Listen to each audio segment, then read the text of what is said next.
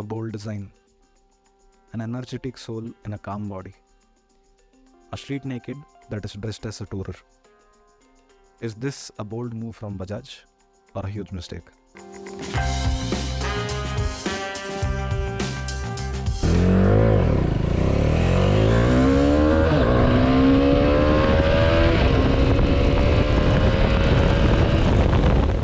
The liquid-cooled 373cc engine, derived from KTM, does 0 to 60 in 3.7 seconds and 0 to 100 in 8.8 seconds. The engine churns out a peak power of 35 bhp at the wheel. The engine builds its peak torque between 5500 to 8000 rpm. This rpm range is where the bike cruises really well. With an engine derived from KTM 390, the compression ratio, the gear ratios are not the ones that suit the needs of a touring bike. From a regular touring bike, you would expect a good amount of low-end torque. While the Dominar can give you this low-end torque, the bike also wants you to rev hard. The gear shifts are much more smoother than that of a Duke, but they still suffer from the pulsar problem of having a huge amount of travel at the shifter. There were heating issues reported on the previous version of the bike. Heating still exists, but now with the introduction of BS6 engines and the addition of the extra catcon with the revised exhaust routing, the heating has significantly reduced. The design of the Bajaj Dominar 400 is strong, powerful, and modern. It looks like a tough and aggressive street fighter.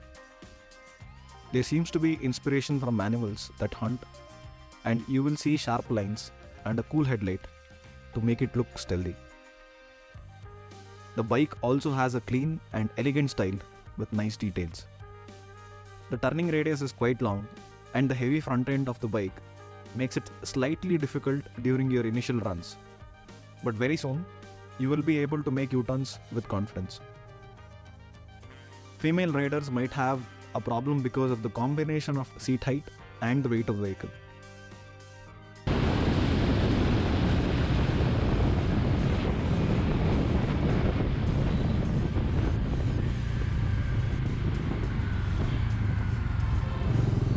The bike is equipped with a dual-channel ABS system.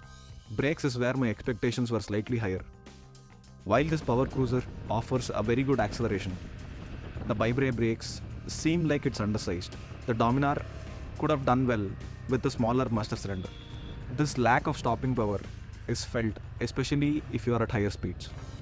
The steel-braided hose contributes well to the bite of the brakes at lower speeds.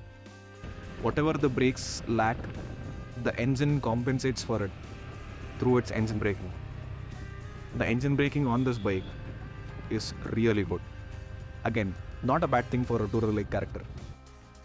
They paid a lot of attention to every part of the design, like the shape of the fuel tank and the lights at the back. There are a whole bunch of things on the display, and you can switch between what goes on the primary and secondary displays. The secondary display is right on top of the tank. It seemed useless to begin with, but then it makes sense. It's a good combination to have for metrics that you want to monitor when you're not riding and settled in traffic. Overall, the Dominar 400 looks tough, cool, and well made.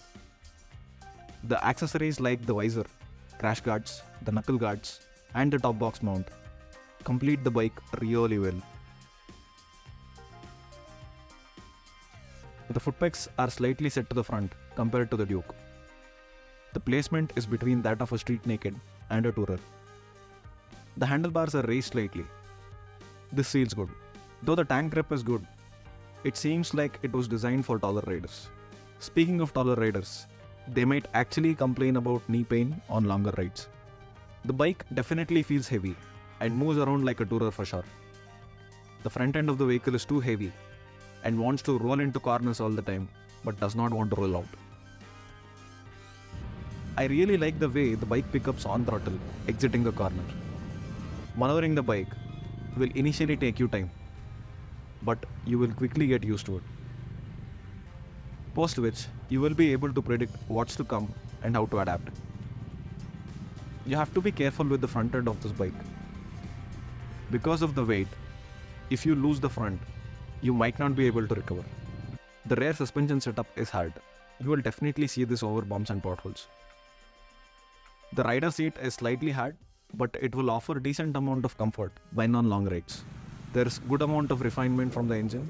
There is some amount of vibration that you can feel on the tank. A slightly softer suspension setup for bumps and potholes would have been better. But it's not a deal breaker in my opinion.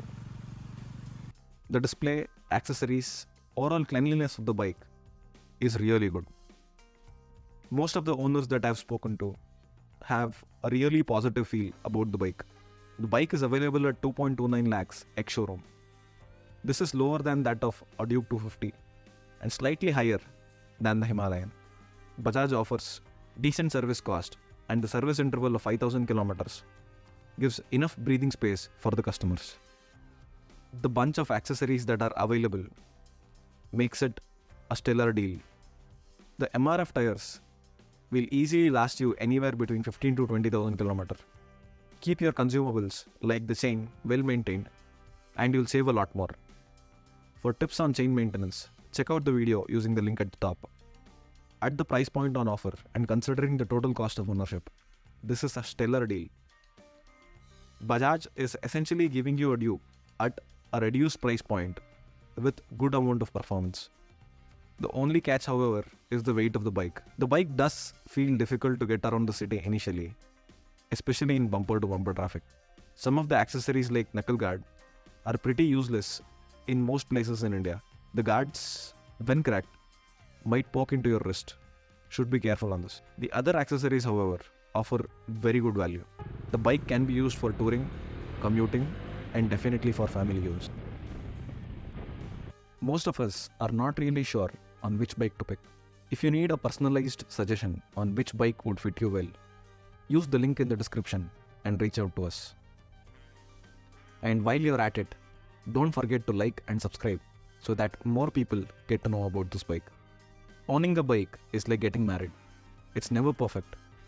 It is about knowing whether the compromise that you're willing to make is worth it. The bike is for someone who wants an affordable and predictable version of the Duke, which can be used for touring. Bajaj has understood the needs of the Indian market, particularly the customer segments which is inclined towards the Royal Enfield. They have made the bike heavier, making it predictable and priced it reasonably as well. The Duke is an agile bike, which did make a lot of people nervous with its power and maneuverability.